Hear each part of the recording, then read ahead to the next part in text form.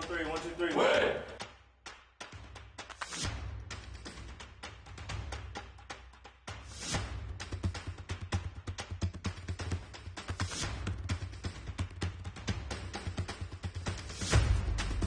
The alley-oop!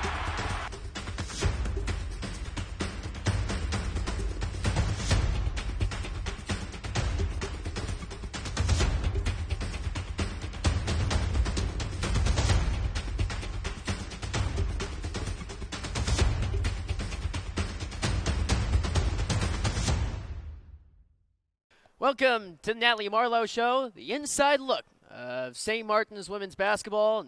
Coach Natalie, after a one-game week battle against Western Oregon, a 59-53 win. A lot to take away from one game, but it's still a true grinded-out fight. Yeah, it was. Obviously, every night in the GNAC is tough. And, you know, at this point in the season, you talk about the playoffs and all that. I mean, we're focused on one game at a time. But it was, you know, that was a big win. And, you know, when you're anticipating, you know, one of the league's best scorers and one of their best players participating and then not being in the lineup, you know, something switched a little bit, but we really never we didn't change a whole lot as to what our game plan was. So obviously it was a pretty sloppy first half for our kids, but I loved how, you know, how they toughed it out. They were pretty gritty in the second half, and things got a little chippy, and I think that just kind of spoke to the volume of what that game meant to both programs. So yeah, it was awesome, and obviously you're happy to walk away with a win at the end of the day, but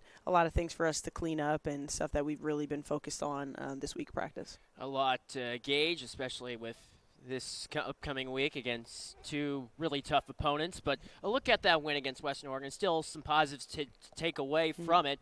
Kiana Rios with another fantastic performance, particularly in the second half. With the bloody nose and all, she was able to come through with a win. And Coach, I know you've seen a lot of Kiana within the last few years, and that performance didn't surprise you much, if at all. Yeah, no, I mean, she's, you know, we've talked about it, and she's just tough. She finds a way to get the job done, and, yeah, she took a pretty good shot there to the nose, and I didn't realize how much she was bleeding, so obviously I got out there, and it was splatting all over the place. But, yeah, she's just super tough, and, you know, she knew it was going to be tough for us to get that win without her, just because of the versatility she brings to our team with her inside and outside presence. Just a playmaker, and again, a really good defender for us, and she brings a lot of energy. You know, it shows that our team trusts in her. So it was awesome to see her power through that and tough through that. And you know, she'll be probably rocking a mask this week, so a little extra bling for Kiki. A little bit as far as facial headwear might be concerned. It may look reminiscent of some other stars that we may remember in the past wearing headwear. But with Rios being out of the game for a little bit, you saw quite a contribution from your bench. Yep. Yeah, we had, you know, some really big kids step up. You know, Eternity played good minutes offensively and especially defensively. You know, her length is a big asset for us and something, you know, we hope to use a lot more in the future.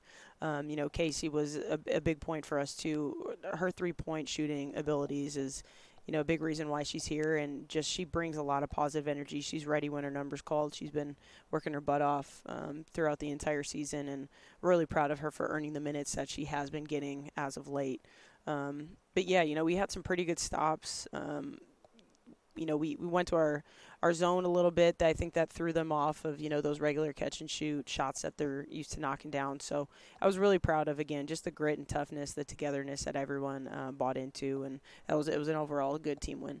A good team win, and now you guys are, for the moment, in a playoff spot in that sixth position, looking to gain some ground, and it'll be a tough week on ahead. But looking back at Kasey Booster and her story, we touched on it a little bit last week and now this week. What was the story about how you brought in Kasey and how she's formed with the St. Martin's program? Yeah, I mean, she, you know, it's no secret she hadn't been playing early in the year, and I think for every freshman, no matter how good they are, like that pace and especially just the athleticism that you see at the next level in every position, as opposed to, you know, coming from a smaller high school. It's a big change, and, you know, Kasey never wavered. She kept showing up every day, working her butt off.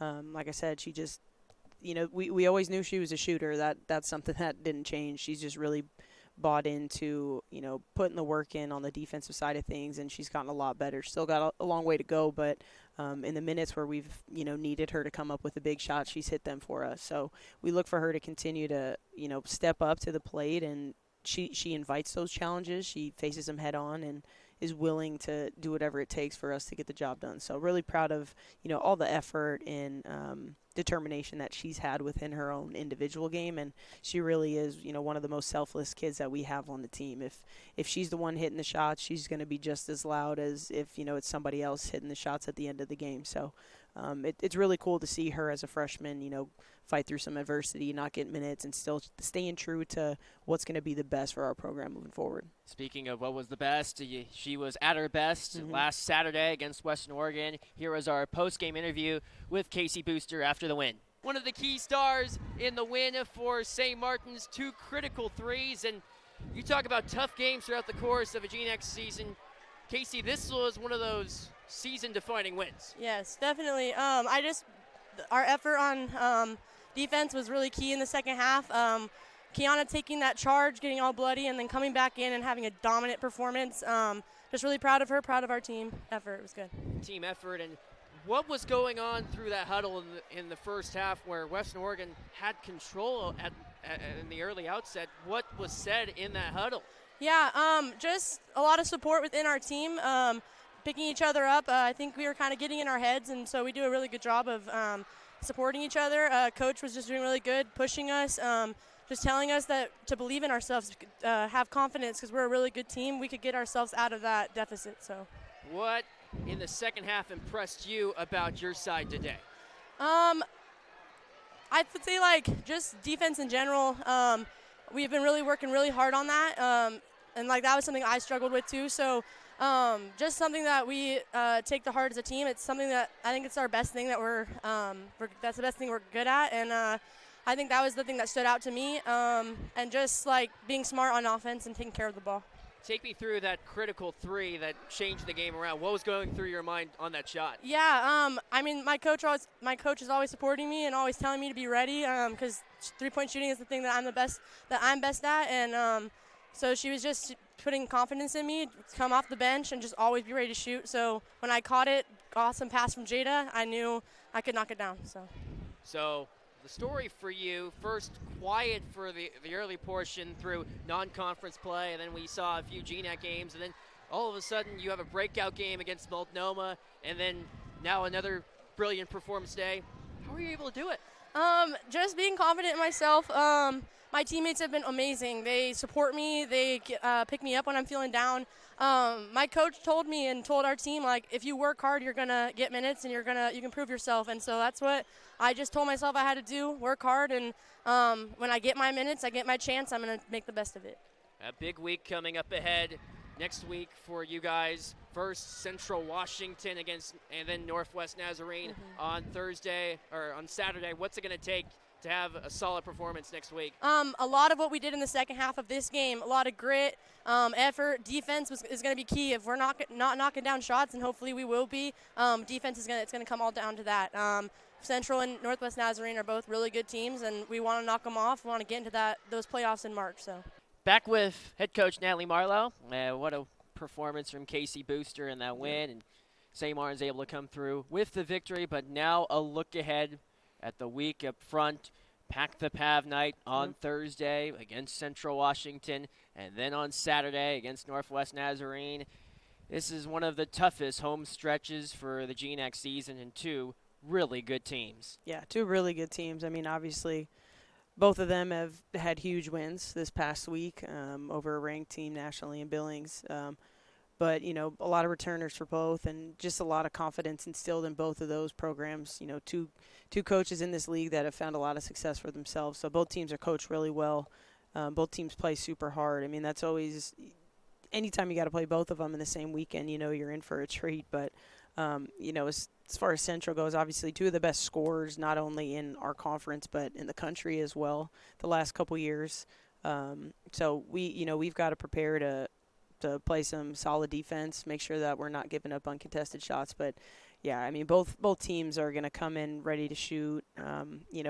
we knocked off both of them on our last trip of the season last year, and at that point we weren't playing for anything. So sometimes you kind of tip your hat to desperation a little bit in some of those wins, and that's the message we've been really portraying to our kids this week is there's a different storyline going into this one, and there's a lot more at play. We're still in the mix for things, and we've got to play like we are that desperate team trying to get in.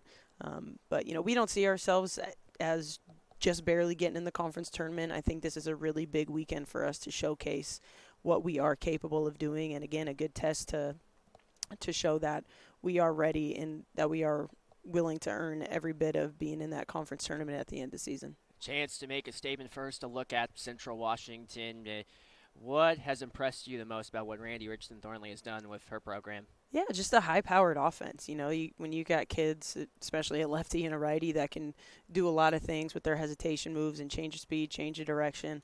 It's really impressive that you can get two kids that are capable of scoring that much play within the same offense with each other. Sometimes you get kind of isolated when you got a kid who's as good at scoring as both of them are. But they play physical within their posts too, so they really try to spread you out, get you in some isolation situations with their go-to players. So yeah, she's done a great job, and I think defensively they're really sound too. Again, physical, and they're not going to let you score anything easily. They're not going to give you open lanes. So it's gonna be a good battle for us, a good test for us against both the high-powered offense and defense. And Northwest Nazarene, boy, you talk about what Steve Steele does. Be ready for a lot of pressure. Yeah, for sure, and that's something that we've struggled with in the past. So I think it's a really good opportunity for our kids again. Like, if we want to compete and we really want to truly talk about competing for a conference championship, we've got to show up and we've got to be a lot more disciplined and take care of the basketball. So I think a really good test for us this weekend, and to show our character on our team, and if we're willing to, face that adversity head on and power through it, or if we're going to fold like we've unfortunately done in some games. But, I love the energy that our kids are bringing. They're motivated and starting to gain some confidence, especially seeing some of their shots starting to fall again. Now, Thursday, Pack the Pav night. Yep. This will be one of the rich opportunities for you guys to play in front of a packed Marcus Pavilion. How important is it to play in front of the home crowd? Yeah, I think especially when, you got Pack the Pav, we usually have a decent turnout, but when you try to really amplify that, that can help in big games, right?